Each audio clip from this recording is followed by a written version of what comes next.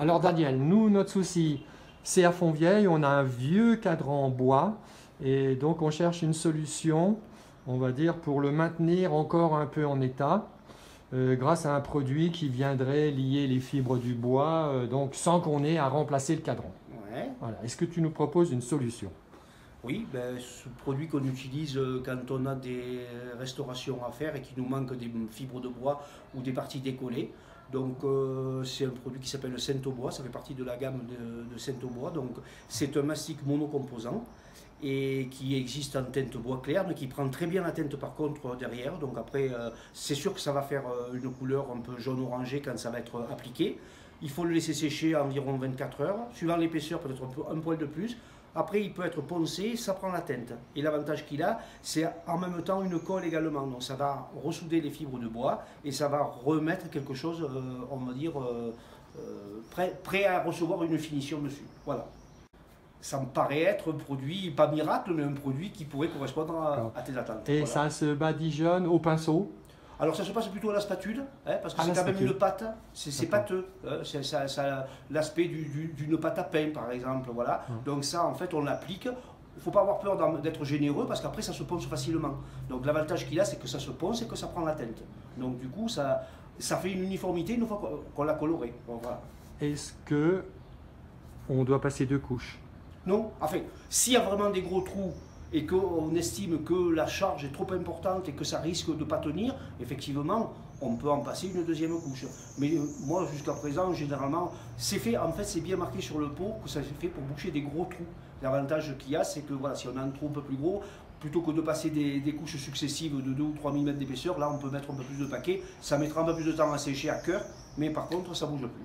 Voilà. C'est génial. Et tu dis qu'en bas, il y a un bidon? Je te le fais voir en descendant. Alors, donc je vais le filmer voilà. Et je l'emporterai. Donc. Voilà. Merci. Daniel, ici tu nous présentes le produit alors. Voilà. Donc ça se présente sous forme de pâte dans un pot. Voilà. C'est prêt à l'emploi. Voilà.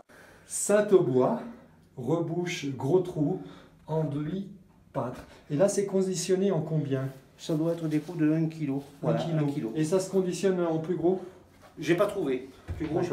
Le problème, c'est qu'une fois que c'est ouvert, il y a normalement une pellicule dessus plastifiée qu'il faut remettre. Là, je ne l'ai pas remise parce que le pot est au bout, mais parce que ça a tendance la partie supérieure à durcir. Donc, en contact avec l'air, il y a une oxydation qui se fait.